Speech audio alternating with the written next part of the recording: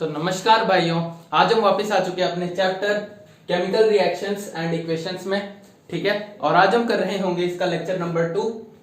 तो lecture number 1 में हम इस पर्टिकुलर चैप्टर की सारी बेसिक बातें अच्छे से डिस्कस कर चुके थे। उन सबको हमने अच्छे से कवर कर लिया था और काफी लंबा वीडियो भी बना था, क्योंकि मैं आपको सारे के सारे बेसिक आपके बहुत अच्छे से क्लियर करना चाहता था। ठीक है, तो चलो स्टार्ट करते हैं हम आज का लेक्चर। और आज के लेक्चर का हमारा टॉपिक क्या है? आज का टॉपिक है हमारा केमिकल इक्वेशंस। आज हम देख रहे होंगे कि हमारी जो केमिकल इक्वेशंस है वो क्या होती हैं, उनका क्या मतलब होता है, उनको किस प्रकार हम रिप्रेजेंट करते हैं। ठीक है, तो चलो शुरू करते हैं। तो पहले तो आप ये देख लो कि जो हमारी केमिकल इक्वेशन होती है वो क्या रिप्रेजेंट करती है। देखो ना ध्यान से, एक chemical equation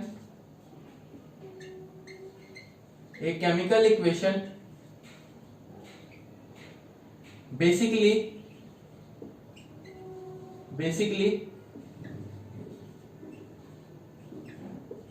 represents a chemical reaction।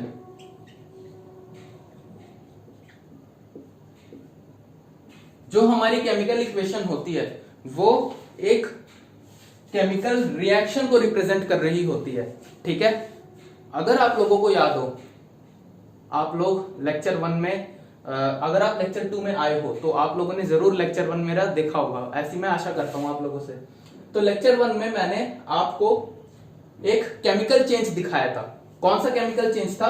कि मैंने मैग्नीशियम को जला दिया था। तो जब मैग्नीशियम जला तो उसने क्या बनाया? Magnesium oxide. ठीक है, मैग्नीशियम ऑक्सीजन के साथ रिएक्ट कर गया हाई टेम्परेचर पे। या बेसिकली मैंने मैग्नीशियम को जला दिया, तो जब मैंने मैग्नीशियम को जलाया तो वो ऑक्सीजन से रिएक्ट करके मैग्नीशियम ऑक्साइड बना रहा था। ठीक है, और ये एक केमिकल चेंज है।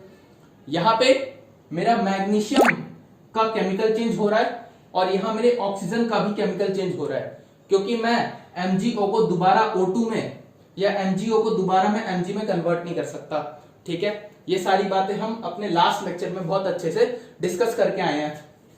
तो बेसिकली एक जो मेरी केमिकल रिएक्शन होती है, मैंने आप लोगों को बताया था कि जब भी मेरा एक केमिकल चेंज हो रहा होता है तो वहां बेसिकली एक केमिकल रिएक्शन होती है। वहां बेसिकली क्या होती है? एक केमिकल रिएक्शन होती है। तो केमिकल रिएक्शन को मैं कुछ इस प्रकार जब लिख देता हूं, मैं अपनी केमिकल रिएक्शन को जब इस प्रकार लिख देता हूं तो इसे ही मैं क्या कहता हूं? Chemical equation. ठीक है, और यहां मैंने क्या दिया था? इसको हाई टेम्परेचर दिया था, हीट दी थी। हीट को हम हमेशा ट्रायंगल के साइन से रिप्रेजेंट कर रहे होते हैं, और जो मेरा एरो होता है, एरो से हम रिप्रेजेंट करते हैं।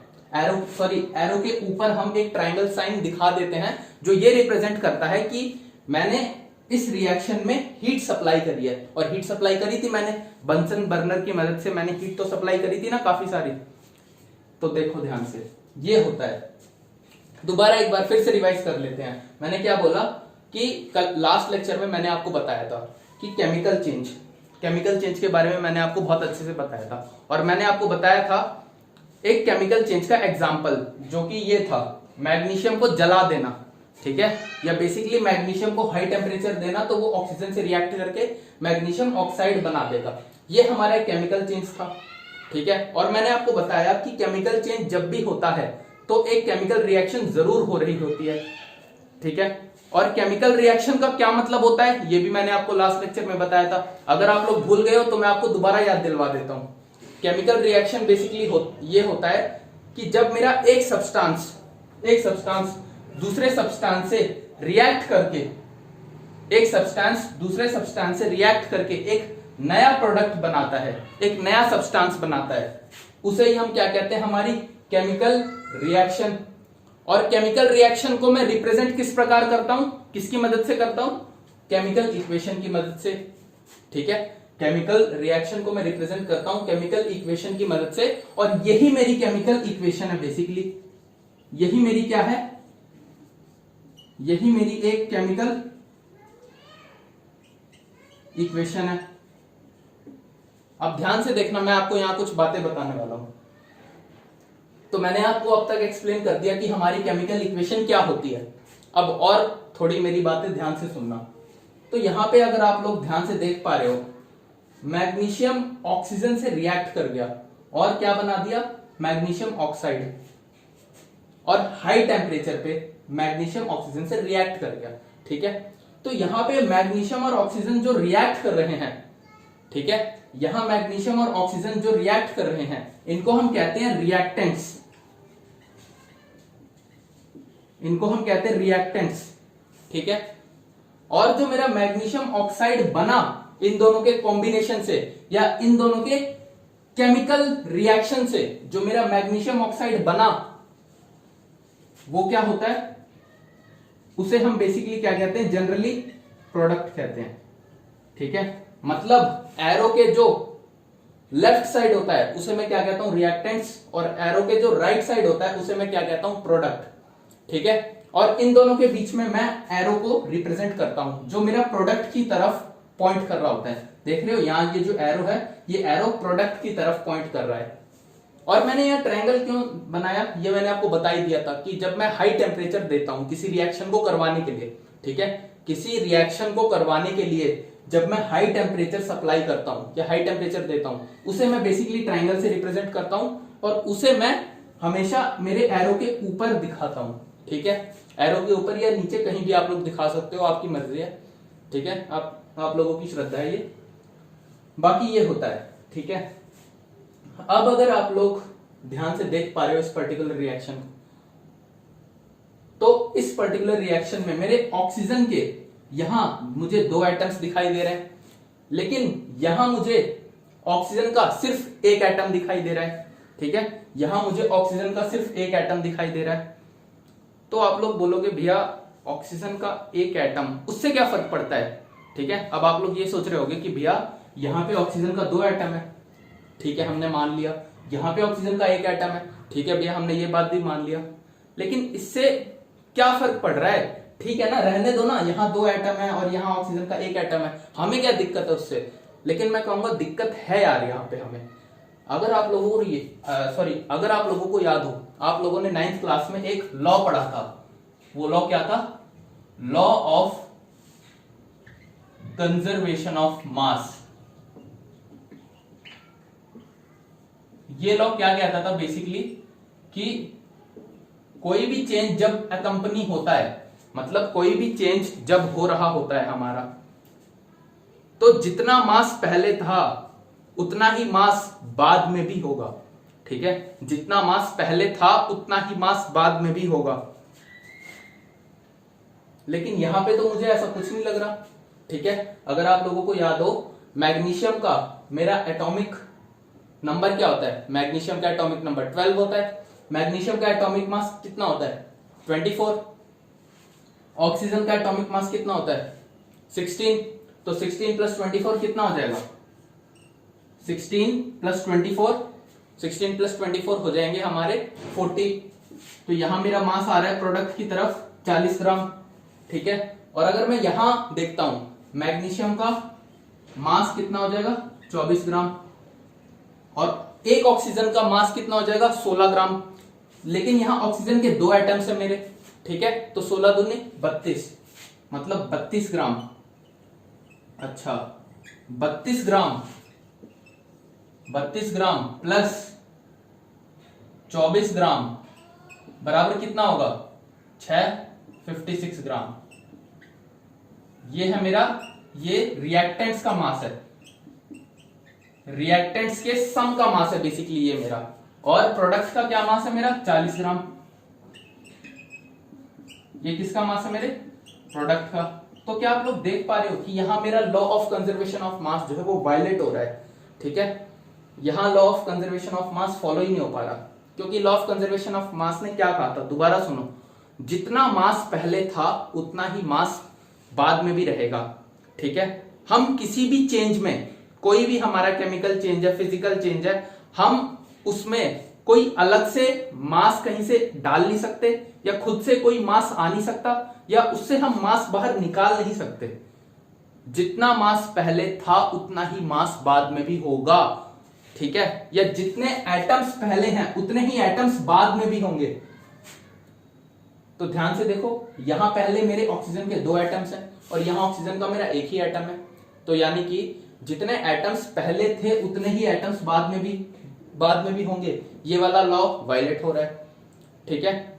और जितना मास पहले होना चाहिए उतना मास बाद में भी होगा, ये वाला लॉ भी वायलेट हो रहा है, यानी कि लॉ ऑफ कंजर्वेशन ऑफ मास। यहां कंजर्वेशन का मतलब ही बेसिकली होता है कांस्टेंट रहना, ठीक है, चीजों का कांस्टेंट रहना, उसे ही हम क्या कहते हैं, कंजर्वेशन होना। तो यार इस प्रकार की रिएक्शंस को, जिसमें मेरा लॉ ऑफ कंजर्वेशन ऑफ मास या कंजर्वेशन ऑफ एटम्स का सेम रहना, ये वैलिड नहीं होता, ये अप्लाई नहीं हो रहा होता, इसे मैं कहता हूं, इस टाइप की केमिकल रिएक्शन को मैं बेसिकली कहता हूं स्केलेटल केमिकल रिएक्शन। इसे मैं कहता हूं basically skeletal chemical equation. Skeletal chemical equation क्यों?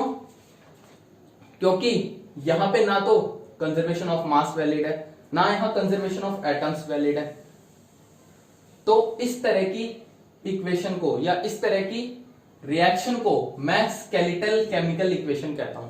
ये केमिकल लिखा हुआ है मैंने, शॉर्ट फॉर्म में लिख देता हूं मैं ऐसे, स्केलेटल केमिकल इक्वेशन, क्योंकि इसमें मास भी कंजर्व नहीं है, ठीक है, मास भी चेंज होता हुआ दिख रहा है। पहले यहां 56 ग्राम था रिएक्टेंट्स का मास और यहां 40 ग्राम था, और एटम्स भी कंजर्व नहीं है, मतलब एटम्स भी सेम नहीं है, नंबर ऑफ एटम्स। यहां ऑक्सीजन के 2 एटम्स है, यहां ऑक्सीजन का सिर्फ एक ही एटम है, ठीक है। तो इस तरह की इक्वेशन को या इस तरह की केमिकल रिएक्शन को मैं स्केलेटल केमिकल इक्वेशन कहता हूं, ठीक है। इस चीज को नोट कर लेना थोड़ा। अच्छा, अब बहुत ध्यान से देखना जरा। अब मैं चाहता हूं कि मेरा law of conservation of mass valid हो जाए। जब भी कोई केमिकल रिएक्शन होती है या जब भी कोई केमिकल चेंज होता है तो लॉ ऑफ कंजर्वेशन ऑफ मास हमेशा वैलिड होता है, लेकिन यहां तो नहीं हो पा रहा, यहां तो कंजर्वेशन ऑफ मास वैलिड ही नहीं हो पा रहा, कंजर्वेशन ऑफ मास गलत हो जा रहा है, ठीक है। तो हम कंजर्वेशन ऑफ मास को वैलिड करवाएंगे, ठीक है, हम हमारे कंजर्वेशन ऑफ मास को वैलिड करवाएंगे इक्वेशंस को, केमिकल इक्वेशंस को बैलेंस करके, ठीक है। ध्यान से देखना, जैसे मैंने दोबारा लिखी इस केमिकल इक्वेशन को, Mg+O2 हीट सप्लाई करा तो ये क्या बन जाएगा, MgO। अब मैंने क्या करा, सिंपली यहां मैंने एक 2 से मल्टीप्लाई कर दिया और ये जो Mg है इसको एक 2 से यहां भी मल्टीप्लाई कर दिया, ठीक है। तो ध्यान से देखो, मैग्नीशियम के 2 एटम्स, यहां मैग्नीशियम के 2 एटम्स, ठीक है, ऑक्सीजन के यहां 2 एटम्स हैं और यहां भी ऑक्सीजन के 2 ही एटम्स हैं। अब ध्यान से देखो, कंजर्वेशन ऑफ मास भी वैलिड है, कंजर्वेशन ऑफ एटम्स भी वैलिड है। तो क्या अब इस पर्टिकुलर केमिकल इक्वेशन में क्या मेरा कंजर्वेशन ऑफ मास वैलिड हो रहा है? मैं कहूंगा हाँ भाई बिल्कुल, इस इक्वेशन में, इस केमिकल इक्वेशन में मेरा कंजर्वेशन ऑफ मास वैलिड हो रहा है। तो इस कारण मैं इसे क्या कहूंगा, इस कारण मैं इसे कहूंगा balanced chemical equation.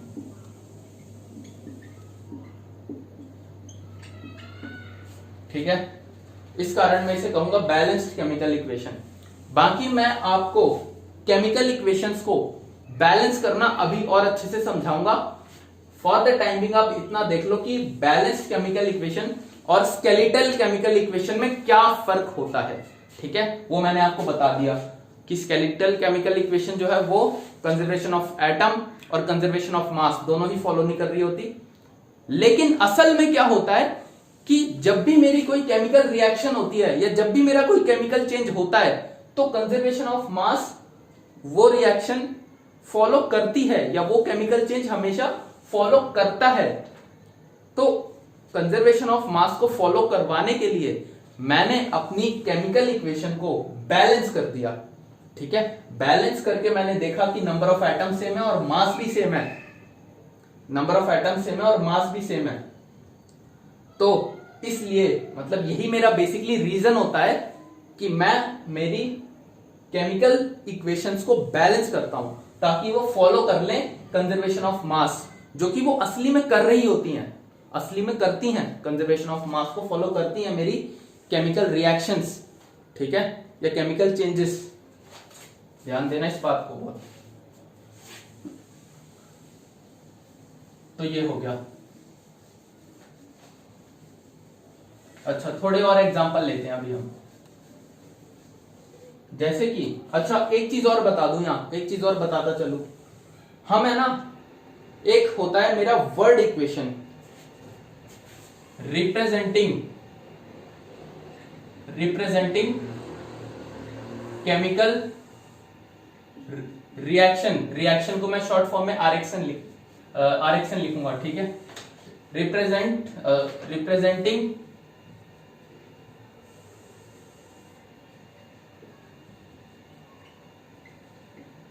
chemical equation in the format of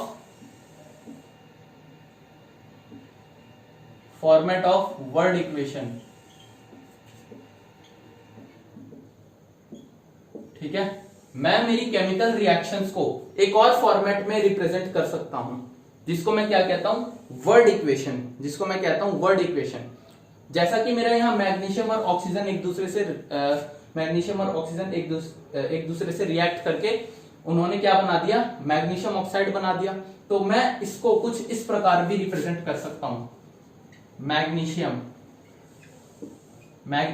plus oxygen, और इसने मुझे क्या दिया, हालांकि ये इधर होना चाहिए था लेकिन यहां स्पेस नहीं है, इस कारण मैंने इस एरो को कुछ इस प्रकार घुमा दिया, मैग्नीशियम ऑक्साइड। अब यार बहुत ध्यान से देखो कि मैं मेरी केमिकल रिएक्शन को अगर वर्ड इक्वेशन के फॉर्म में रिप्रेजेंट करता हूं तो वो कितना मुश्किल है इसे रिप्रेजेंट करना, केमिकल रिएक्शन को रिप्रेजेंट करना वर्ड इक्वेशन के फॉर्म में। ये वर्ड इक्वेशन है, ठीक है, कितना मुश्किल है। इस कारण मैंने क्या करा कि मैंने सारे जो मेरे एलिमेंट्स हैं या मेरा कोई कंपाउंड है उनको मैंने सिंबल के फॉर्म में ले लिया, और सिंबल के फॉर्म में लेके मैंने इनको कुछ इस प्रकार रिप्रेजेंट कर दिया, जो कि मेरे लिए काफी आसान पड़ता है। देखो यहां मैग्नीशियम को Mg लिख दिया, ये कितना इजी है, ऑक्सीजन को O2 लिख दिया और मैग्नीशियम ऑक्साइड को MgO लिख दिया। ये मेरे लिए काफी लेंदी और टीडियस प्रोसेस है, बार बार लिखना पड़ेगा इतना बड़ा बड़ा, इस कारण मैं कभी भी वर्ड इक्वेशन का यूज नहीं करता। ये तो बस खैर एक झांकी थी, मतलब दिखाने के लिए, क्योंकि आप लोगों की एनसीईआरटी किताब में लिखा हुआ है, इसलिए मैंने आपको बता दिया कि वर्ड इक्वेशन क्या होती है। ये बस केमिकल रिएक्शन को वर्ड्स के फॉर्म में रिप्रेजेंट करके लिख देना, ठीक है, केमिकल रिएक्शंस को वर्ड्स के फॉर्म में रिप्रेजेंट करके लिख देना, उसे ही मैं वर्ड इक्वेशन कहता हूं, बस सिंपल सी बात। और क्योंकि वर्ड इक्वेशन लिखना, किसी भी केमिकल रिएक्शन का वर्ड इक्वेशन लिखना कितना टीडियस टास्क होता है, बहुत बहुत मुश्किल टास्क होता है, इस कारण मैं इसे कभी भी यूज नहीं करता, वर्ड इक्वेशन को कभी यूज नहीं करता। मैं हमेशा मेरी केमिकल इक्वेशंस को या केमिकल रिएक्शंस को इसी फॉर्म में रिप्रेजेंट करता हूं, इस फॉर्म में, ठीक है। ये तो बस आपको समझाने के लिए, दिखाने के लिए था, क्योंकि लिखा हुआ है एनसीईआरटी में। आशा करता हूं आप लोग ये चीज भी समझ गए होंगे।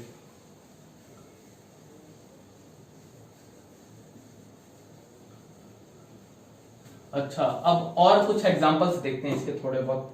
जो हमने एक एक्टिविटी करी थी हमारी 1.3, क्या था, जिंक प्लस सल्फ्यूरिक एसिड। हमने जिंक के कुछ ग्रैन्यूल्स लिए, उसमें हमने H2SO4 का सॉल्यूशन डाल दिया था, ठीक है। तो मेरी एक रिएक्शन हुई थी, अब मैं उस रिएक्शन को लिखता हूं यहां, एक्टिविटी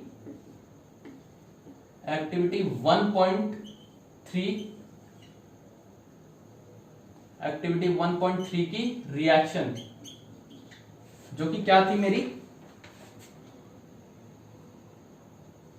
उसको मैं पहले वर्ड इक्वेशन के फॉर्म में लिखूंगा, उसके बाद मैं उसे छोटा करके आपको लिख के दिखाऊंगा। कैसे, zinc plus sulphuric acid,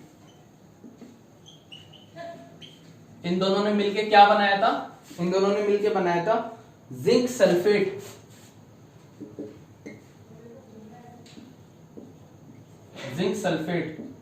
plus hydrogen, ये बनाया था इन दोनों ने, ठीक है।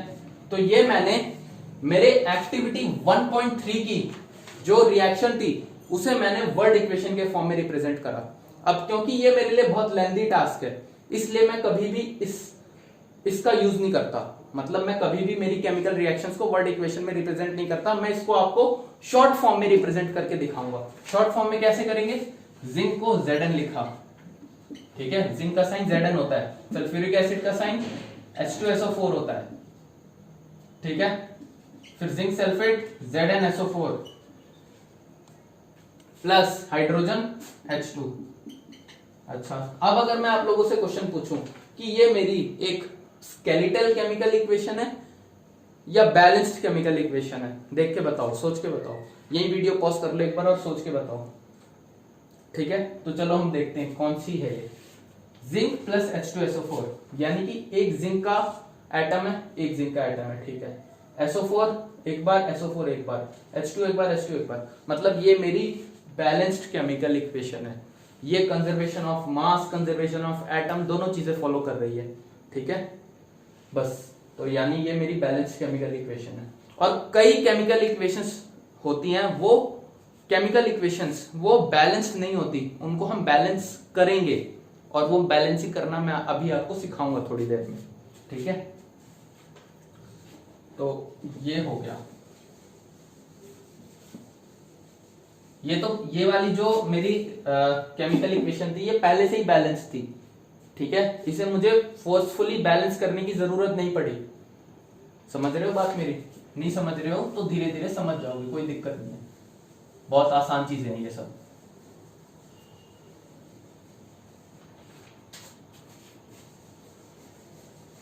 तो अब देखते हैं कि बैलेंस कैसे करते हैं हम हमारी केमिकल इक्वेशंस को।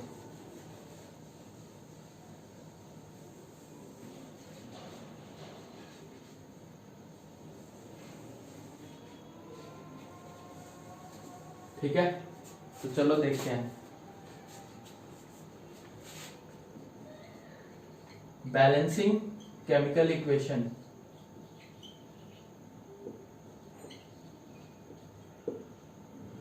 केमिकल इक्वेशंस को अब हम बैलेंस करते हैं।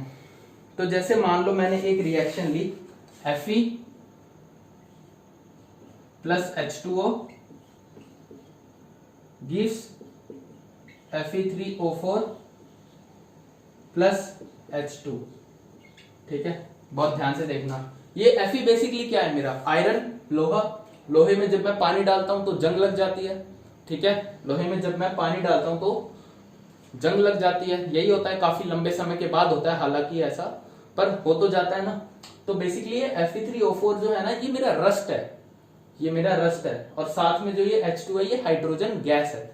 जब मैं मेरे Fe में पानी डालता हूं तो रस्ट बनता है और हाइड्रोजन गैस बनती है। हाइड्रोजन गैस तो हमें दिखाई नहीं पड़ती क्योंकि वो तो उड़ जाती है, ठीक है, हवा में एस्केप कर जाती है एटमॉस्फेयर में, ठीक है। तो ये इस रिएक्शन का मतलब है बेसिक। ये हमारा क्या है, रस्ट है। अभी इसका आपकी क्लास में, मतलब 10th क्लास में, इसका बहुत सिंपल फॉर्मूला दे रखा है रस्ट वगैरह का। नहीं तो अगर आप 11th में जाके देखोगे ना तो आपको रस्ट का एक बड़ा सा फॉर्मूला मिलेगा, ठीक है। रस्ट का एक बड़ा फॉर्मूला मिलता है। ये तो बहुत सिंपल वे में रिप्रेजेंट कर रखा है क्योंकि 10th क्लास में ही तो आप हो, अभी आप बच्चे ही हो ना। तो चलो अब देखते हैं, पहले चेक करते हैं कि ये वाली मेरी केमिकल इक्वेशन बैलेंस्ड है कि नहीं। एक Fe है, Fe का एक एटम है, Fe के 3 एटम्स है, ठीक है। ऑक्सीजन का एक एटम है, ऑक्सीजन के 4 एटम्स है, हालांकि H2 सेम है, ठीक है। चलो देखते हैं कैसे करते हैं बैलेंस। तो सबसे पहले तो यार हम लोग इसमें देखते हैं, सबसे पहले हमने इसमें चेक कर लिया कि कौन कौन से पर्टिकुलर एटम्स जो हैं वो बैलेंस्ड नहीं है।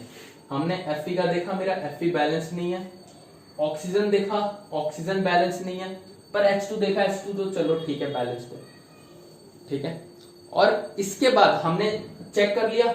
चेक करने के बाद मैं देखता हूं या तो प्रोडक्ट साइड या मेरा रिएक्टेंट साइड, या तो मेरा प्रोडक्ट साइड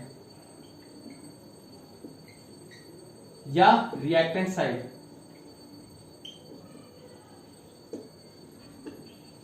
इन दोनों में से इन दोनों साइड्स में से किस साइड किसी पर्टिकुलर एटम के ज्यादा नंबर है, किस पर्टिकुलर एटम का ज्यादा नंबर है, ठीक है। इन दोनों साइड्स में से मैं चेक करूंगा कि किस साइड किसी एक पर्टिकुलर एटम का सबसे ज्यादा नंबर है।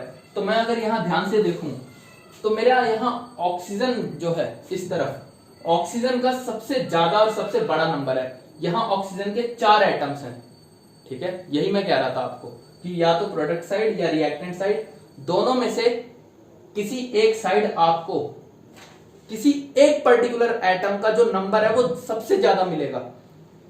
और वो एटम कौन सा है इस पर्टिकुलर केमिकल इक्वेशन में, वो एटम कौन सा है, वो ऑक्सीजन एटम है। ऑक्सीजन एटम के 4 एटम्स हैं, ऑक्सीजन के 4 एटम्स हैं यहां पे। लेकिन यहां पे Fe देखूं तो 1 है, यहां Fe 3 है, यहां H2 2 ही है, यहां ऑक्सीजन 1 है। तो मैं पहले ऑक्सीजन को बैलेंस करने की सोचूंगा, ठीक है। तो चलो करता हूं मैं बैलेंस। ऑक्सीजन को बैलेंस करने के लिए मैं यहां H2O को देखना, मैं यहां H2O को 4 से मल्टीप्लाई कर दूंगा कुछ इस प्रकार।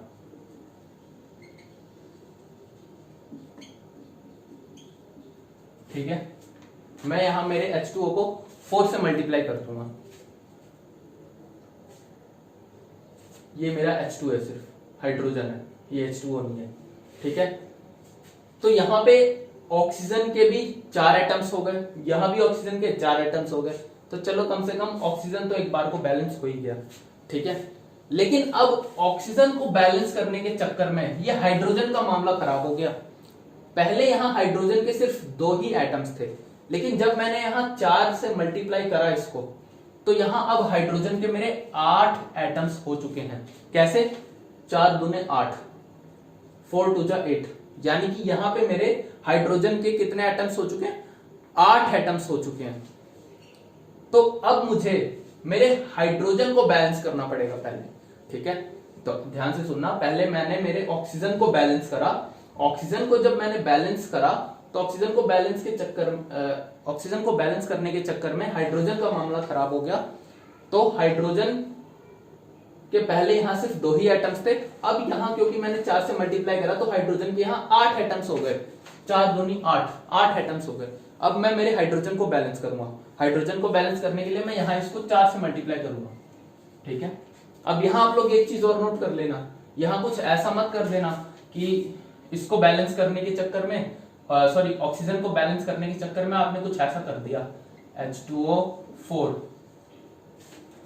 ऐसा कर दिया आपने, और फिर क्या करा कि H2O 2 into 4, मतलब आपने नीचे ऐसे लगाया, फिर 2 into 4 H8 और O4 इस प्रकार।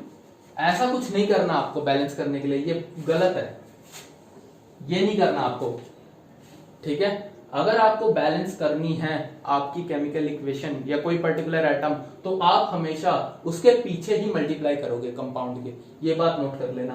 ऐसा आप कोई भी फालतू का काम यहां नहीं करोगे, ठीक है। ये करना गलत होता है, क्योंकि आपने कंपाउंड ही चेंज कर दिया ना बेसिकली। यहां आपका H2O था, अब यहां कोई और ही कंपाउंड बन गया अगर आप ऐसा करोगे तो, ठीक है। तो ये चीज करना गलत है, ये नोट कर लो। अच्छा, अब ऑक्सीजन को मैंने बैलेंस करा, ऑक्सीजन के चक्कर में हाइड्रोजन खराब हुआ तो मैंने हाइड्रोजन को बैलेंस कर दिया। 4 दूनी 8 हाइड्रोजन हो गए, यहां भी 4 दूनी 8 हाइड्रोजन हो गए, ठीक है। अब इसके बाद मैं देखूंगा कि सेकंड मोस्ट सबसे ज्यादा कौन से एटम्स हैं, रिएक्टेंट साइड या मेरे प्रोडक्ट साइड। अरे यार, यहां मैंने उल्टा लिख दिया, ये मैंने गलती कर दी। ये मेरी रिएक्टेंट साइड है क्योंकि ये रिएक्ट करेंगे, रिएक्टेंट साइड, और ये मेरा क्या है, प्रोडक्ट साइड, ठीक है। तो अब मैं देखूंगा कि मेरे रिएक्टेंट साइड या मेरे प्रोडक्ट साइड सेकंड मोस्ट किस पर्टिकुलर एटम के सबसे ज्यादा एटम्स हैं, ठीक है। सेकंड मोस्ट नंबर में कौन से एटम्स सबसे ज्यादा हैं? तो यहां सेकंड मोस्ट Fe दिख रहा है मुझे, Fe के सबसे ज्यादा एटम्स है सेकंड मोस्ट नंबर में। तो Fe के यहां कितने एटम्स हैं? 3 एटम्स हैं, लेकिन Fe का यहां एक ही एटम है, तो मैं यहाँ Fe को आगे 3 से मल्टीप्लाई कर दूंगा, ठीक है। अब आप लोग यूं मत करना कि यहाँ 3 लिख दिया, ये चीज करना गलत है, ये नीचे 3 मत लिख देना, ऐसा नहीं हो सकता, ठीक है ना। हमेशा पीछे ही मल्टीप्लाई करेंगे, ये मैं आपको बताते हुए चल रहा हूँ अच्छे से। तो ये हो गई बैलेंस। अब बैलेंस करने के बाद एक बार दोबारा रीचेक कर लो, कहीं हमारा कोई एटम बचा तो नहीं रह गया। तो Fe के 3 Fe एटम, 3 Fe का एटम, सही है। 4 दूनी 8, 8 हाइड्रोजन के एटम, 4 दूनी 8, 8 हाइड्रोजन के एटम, सही है। 4 ऑक्सीजन के एटम और 4 ऑक्सीजन के एटम, ये सही है बिल्कुल। तो हमने हमारी केमिकल इक्वेशन को बैलेंस कर दिया, मतलब मैंने मेरी स्केलेटल केमिकल इक्वेशन को कन्वर्ट कर दिया बैलेंस्ड केमिकल इक्वेशन में, ठीक है। तो ये है मेरी बैलेंस्ड केमिकल इक्वेशन, क्योंकि मैंने इसे बैलेंस करा, ठीक है। और ऐसे ही हम हर एक इक्वेशन को बैलेंस करते हैं। अभी जैसे जैसे आप चैप्टर में आगे बढ़ोगे, आपको मैं और बैलेंसिंग धीरे धीरे सिखा रहा हूँ और आगे आने वाले लेक्चर्स में, लेकिन फॉर द टाइम बिंग ये आप नोट कर लो, कुछ इस प्रकार हम बैलेंस कर रहे होते हैं हमारी केमिकल इक्वेशंस को, ठीक है। अच्छा, अब एक बैलेंसिंग खत्म हो गई। अब बैलेंसिंग करने के बाद क्या आपको ये पर्टिकुलर केमिकल रिएक्शन देख के कुछ इसके रिएक्टेंट्स और प्रोडक्ट्स के बारे में पता लग रहा है, ठीक है। अब मेरा क्वेश्चन ध्यान से सुनना, जब आप लोग ये केमिकल इक्वेशंस को देखते हो, जब आप लोग ये केमिकल इक्वेशन देखते हो, तो क्या आपको इसके प्रोडक्ट के बारे में या इसके रिएक्टेंट के बारे में कुछ ज्यादा पता चल रहा है? मैं कहूंगा नहीं पता लग रहा हमें रिएक्टेंट और प्रोडक्ट के बारे में कुछ ज्यादा इंफॉर्मेशन नहीं मिल रही, और वो इंफॉर्मेशन देने के लिए मैं कुछ चीजें इंक्लूड कर दूंगा। वो इंफॉर्मेशन देने के लिए अब आप बोलोगे भैया कौन सी इंफॉर्मेशन? प्रोडक्ट या रिएक्टेंट की इंफॉर्मेशन देने के लिए मैं मेरी इसी बैलेंस्ड केमिकल इक्वेशन में कुछ चीजें इंक्लूड कर दूंगा, जिससे मुझे बहुत अच्छे से डिटेल में जानकारी मिल जाएगी मेरे रिएक्टेंट की और मेरे प्रोडक्ट की, ठीक है। तो वो चीजें क्या होने वाली है? बेसिकली वो चीजें हैं जैसे जो मेरा Fe है, Fe जो होगा मेरा, देखना इसको मैं दोबारा लिखता हूं, वो चीजें इंक्लूड करके लिखता हूं जिससे आपको इस रिएक्शन की ज्यादा अच्छी जानकारी मिलेगी। 3Fe सॉलिड, Fe जो लोहा है वो तो मेरा हमेशा सॉलिड में होगा ना, तो मैं इसे S से रिप्रेजेंट करूंगा, S का मतलब होगा सॉलिड। और यहां जो मेरा 4H2O होगा वो क्या होगा? गैस, या यहां मैं इसको रिप्रेजेंट करूंगा लिक्विड, क्योंकि पानी तो मेरा लिक्विड ही होता है, ठीक है। वो मैं पहले गैस क्यों लिख रहा था? जी, अगर जी लिख देता तो मतलब ये मेरा गैस है, यानी कि स्टीम, लेकिन अभी यहां H2O तो लिक्विड है, ठीक है। और जो मेरा Fe3O4 है, Fe3O4 है, ये क्या है? ये मेरा सॉलिड है, ये भी मेरा सॉलिड ही होगा। रस्ट, लोहे में जो रस्ट लग जाती है वो भी तो सॉलिड फॉर्म में ही होती है, तो ये भी सॉलिड होगा। तो मैंने इसके बगल में S लिख दिया, मतलब Fe3O4 यानी रस्ट मेरा सॉलिड है। और H2 तो मेरी गैस होगी, उसे मैं रिप्रेजेंट करूंगा G से, क्योंकि H2 क्या होती है? गैस। अब जो मेरी ये वाली, इसे बैलेंस भी कर देते हैं, ठीक है, हो गई बैलेंस। हाँ, अब जो मेरी ये वाली केमिकल इक्वेशन है, ये मुझे कंप्लीट इंफॉर्मेशन दे रही है, ठीक है। किसी भी केमिकल रिएक्शन की मुझे कंप्लीट इंफॉर्मेशन दे रही है ये केमिकल इक्वेशन या ये बैलेंस्ड केमिकल इक्वेशन, क्योंकि मैंने यहां सब कुछ इंक्लूड कर दिया। Fe3O4 सॉलिड था तो सॉलिड लगा दिया, आगे S लगा दिया, ये Fe भी सॉलिड ही होता है तो सॉलिड लगा दिया, H2O लिक्विड होता है तो L लगा दिया, ठीक है। तो ये हो गया। और अगर आप लोगों को याद हो तो मैंने लास्ट लेक्चर में मैंने H2 के साथ H2 के बगल में एक ऐसा एरो दिखाया था। आप लोग सोच रहे होंगे कि ये एरो क्या होता है, तो मैं आपको बता दूं, हम यहाँ गैस को कुछ ऐसे भी लिख सकते हैं, या तो मैं यहाँ गैस लिख दूं, या तो मैं यहाँ एक ऊपर अपवर्ड साइन करता हुआ एक एरो लगा दूं। इसका मतलब है कि H2 जो गैस है वो तो एस्केप कर जाएगी ना एनवायरमेंट में, वो तो उड़ जाएगी हवा में। H2 तो गैस है, उड़ने का मतलब ऊपर उड़ जाएगी, तो यानी ऊपर के एरो वाला साइन लगा देता हूं मैं, या तो मैं G लिख दूं या मैं ऊपर वाला साइन लगा दूं, ठीक है। तो ये हो गया। अच्छा, अब हम कुछ और एग्जांपल्स देखते हैं बैलेंस्ड केमिकल इक्वेशंस के, जो हमें कंप्लीट इंफॉर्मेशन दे रही होंगी किसी पर्टिकुलर रिएक्शन के बारे में। ठीक है, जो मेरी केमिकल इक्वेशंस होती हैं वो मुझे केमिकल रिएक्शन की इंफॉर्मेशन दे रही होती हैं।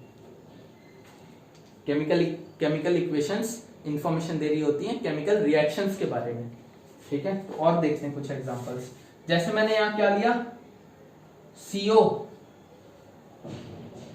CO गैस यानी कि कार्बन मोनोऑक्साइड, जो कि गैस होती है मेरी carbon monoxide, plus H2 gas, ये भी क्या होती है मेरी H2 भी गैस ही होती है, अभी आप लोगों ने देखा, और CH3OH।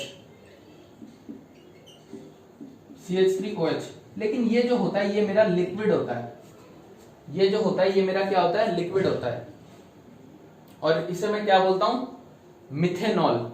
ये चीज ये भी आप सीख रहे होगे जब आपका 4th चैप्टर आएगा, कार्बन एंड इट्स कंपाउंड, उस चैप्टर में आप इन सब की नेमिंग भी करना सीख रहे होगे। तो जो हमारा मिथेनॉल होता है, जो कि बेसिकली हमारा वो नहीं होता, क्या कहते हैं, जब फर्श में पोछा वगैरह लगाते हैं तो उसमें एक चीज मिला देते हैं, या जो हार्पिक वगैरह होता है हमारा, वो मिथेनॉल से ही बना हुआ होता है। ठीक है, और मिथेनॉल तो देख लो यार लिक्विड ही होता है मिथेनॉल तो हमारा। ठीक है, तो इसलिए मैंने यहाँ L लगाया क्योंकि ये लिक्विड होता है मिथेनॉल। अच्छा, और कई बार मैं एरो के ऊपर कुछ ऐसा भी लिख देता हूं, 340 ATM। ये 340 ATM का क्या मतलब है कि जब मैं मेरे इन दोनों प्रोडक्ट्स को, इन दोनों रिएक्टेंट्स को रिएक्ट करवाऊंगा, मतलब कार्बन मोनोऑक्साइड और हाइड्रोजन को जब मैं रिएक्ट करवाऊंगा 340 ATM में, इन दोनों को रिएक्ट करवा के जब मैं 340 एटमॉस्फेयर का प्रेशर लगाऊंगा, ये एक प्रेशर की यूनिट होती है ATM, जिसे मैं कहता हूं एटमॉस्फेरिक प्रेशर। ठीक है, ATM जो होती है वो प्रेशर की एक यूनिट होती है। तो जब मैं इन दोनों रिएक्टेंट्स को मिक्स करके मिला के इनके ऊपर 340 ATM का प्रेशर अप्लाई करूंगा, तभी मेरा ये प्रोडक्ट बन सकता है, तभी मेरा ये प्रोडक्ट बनेगा। ठीक है, अब एक बार इसको बैलेंस भी करके देख लेते हैं। यहां पे क्या चीज बैलेंस नहीं है, कार्बन का एक एटम, कार्बन का एक एटम सही है, ऑक्सीजन का एक एटम, ऑक्सीजन का एक एटम सही है, हाइड्रोजन के 2 एटम्स, लेकिन यहां हाइड्रोजन के 4 एटम्स, मतलब यहां सिर्फ हाइड्रोजन ही बैलेंस नहीं है, हाइड्रोजन के 4 एटम्स हैं और यहाँ हाइड्रोजन के सिर्फ 2 एटम्स हैं। तो मैं बैलेंस करने के लिए यहाँ आगे 2 से मल्टीप्लाई कर दूंगा। ठीक है, ये चीज होती है बस। और बाकी ये भी थोड़ा नोट कर लेना कि कई बार हम एरो के ऊपर टेम्परेचर भी मेंशन कर देते हैं, जैसा कि अभी अगर आप लोगों को याद हो Mg+O2 के ऊपर मैंने एक ट्रायंगल का साइन बनाया था, वो ये रिप्रेजेंट कर रहा था कि मैं Mg और O2 को हाई टेम्परेचर में रिएक्ट करवा रहा हूं। ठीक है, मैग्नीशियम और ऑक्साइड को मैं हाई टेम्परेचर पे रिएक्ट करवा रहा हूं, वो ट्रायंगल ये रिप्रेजेंट करता है जो मैंने एरो के ऊपर लगाया था यहाँ पे। ठीक है, ये हो गया। अच्छा, एक और एग्जांपल देखते हैं अब ऐसा ही। क्या है वो example, CO2 aqueous plus H2O liquid. अच्छा, अब आप लोग सोचोगे कि भैया ये एक्वस का क्या मतलब होता है। एक्वस का, अगर हम किसी भी चीज को, ठीक है, कोई भी मेरा कंपाउंड है, उसे अगर मैं पानी में मिक्स कर देता हूं, पानी में मिला के मैं उसका मैं सॉल्यूशन बना देता हूं, तो उसे मैं क्या कहता हूं कि वो मेरा एक्वस फॉर्म में है, तो उसे मैं कहता हूं कि वो मेरा एक्वस फॉर्म में है। ठीक है, और ये क्या बनाएगा, ये दोनों मिलके क्या बनाएंगे, C6H12O6। ये भी किस फॉर्म में है, एक्वस फॉर्म में। ये बेसिकली हमारा क्या होता है, ग्लूकोज होता है, और ग्लूकोज बनता है एक्वस फॉर्म में। ठीक है, और ऑक्सीजन भी किस फॉर्म में होती है, एक्वस। या ऑक्सीजन का एक्वस फॉर्म में होना, इसका क्या मतलब है, या ऑक्सीजन का एक्वस फॉर्म में होने का मतलब है कि ऑक्सीजन पानी में मिली हुई है। ठीक है, ऑक्सीजन जो है वो पानी में मिली हुई है।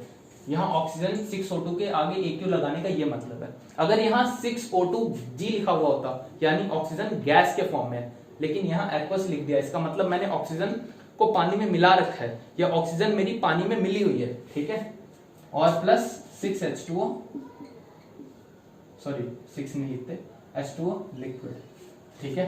तो ये मेरी रिएक्शन है। अभी जो मेरी ये रिएक्शन है ये भी बैलेंस्ड केमिकल इक्वेशन नहीं है, ये भी स्केलेटल केमिकल इक्वेशन है, क्योंकि कंजर्वेशन ऑफ मास फॉलो नहीं कर रही, ठीक है। अभी इसको भी हम देखेंगे कि बैलेंस किस प्रकार करते हैं। यहाँ मैंने 6 लगा दिया, रुको, अभी हम इसे बैलेंस करके भी देखते हैं, ठीक है। और आप लोग यहाँ पे साथ के साथ एक चीज और नोट करो कि आपको ये कुछ ना थोड़ा बहुत हल्का फुल्का मिलता जुलता कुछ प्लांट्स जो अपना फूड खुद प्रिपेयर करते हैं, ठीक है, उस जैसा नहीं लग रहा आपको कि प्लांट्स को हमने क्या दिया, पानी दिया, और साथ में प्लांट्स को मैंने क्या दिया, प्लांट्स CO2 लेते हैं, ठीक है। ये बात आपको पता ही होगी कि जो प्लांट्स होते हैं वो क्या लेते हैं, CO2 लेते हैं, और प्लांट्स को हमने क्या दिया, पानी दिया। सनलाइट की प्रेजेंस में फोटोसिंथेसिस हो गया, फोटोसिंथेसिस होने के बाद ग्लूकोज बना, क्लोरोफिल बना, ये सब कुछ वैसा सा लग रहा है ना, हाँ ये बिल्कुल ये वही प्रोसेस है, लेकिन इसके बारे में आप डेप्थ में जानोगे जब आप बायो वाले पार्ट में आओगे, जब आपकी एंट्री बायो वाले पार्ट में होगी तो आप इस रिएक्शन को भी डिटेल में जान रहे होगे। फॉर द टाइमिंग आप थोड़ा थोड़ा हिंट ले लो, ठीक है, कि ये प्लांट्स जो होते हैं CO2 लेते हैं, हम उन्हें H2O पानी देते हैं और साथ में सनलाइट मिलती है, ठीक है, सनलाइट मिलती है, क्लोरोफिल, ठीक है, और फिर ये उनसे मिलके ये हमारा क्या बनाता है, ग्लूकोज बनाता है, ग्लूकोज O2 और H2O ये सब बनाता है, ठीक है। और आप लोग यहाँ एक चीज और नोट कर लो, एक वर्ड होता है कैटलिस्ट, आपको आपकी एनसीईआरटी की किताब में मिलेगा कैटलिस्ट नाम का एक वर्ड, ठीक है। कई बार हमें कुछ रिएक्शंस में कैटलिस्ट की हेल्प लेनी पड़ जाती है। कैटलिस्ट क्या होता है, कैटलिस्ट एक ऐसा सब्सटेंस होता है जो मेरी रिएक्शन की स्पीड को बढ़ा देता है, ठीक है, जो मेरी रिएक्शन की स्पीड को बढ़ाता है। और अगर मेरा किसी भी पर्टिकुलर रिएक्शन में कैटलिस्ट यूज हो रहा है तो उसे भी मैं एरो के ऊपर ही रिप्रेजेंट करता हूं हमेशा, ठीक है, ये चीज नोट कर लो। अगर किसी भी पर्टिकुलर रिएक्शन में मेरा कैटलिस्ट यूज हो रहा है तो उसे भी मैं मेरे एरो के ऊपर ही रिप्रेजेंट करता हूं। और कैटलिस्ट का काम क्या होता है, किसी भी पर्टिकुलर रिएक्शन में वो उस रिएक्शन की स्पीड बढ़ा देता है बस, ठीक है। कैटलिस्ट किसी भी पर्टिकुलर रिएक्शन की स्पीड बढ़ाता है। अगर मेरी रिएक्शन इतनी धीमी चल रही है, ठीक है, मेरे दो रिएक्टेंट्स के बीच में रिएक्शन इतनी धीमी चल रही है, तो अगर मैंने कैटलिस्ट मिला दिया ऊपर से तो वो इतनी तेज चलने लग जाएगी, बस स्पीड बढ़ाता है, ये कैटलिस्ट का काम होता है। और अगर किसी रिएक्शन में कैटलिस्ट का हम यूज कर रहे हैं तो उसे मैं एरो के ऊपर रिप्रेजेंट करता हूं हमेशा, ठीक है, कैटलिस्ट को मैं हमेशा एरो के ऊपर ही दिखाता हूं।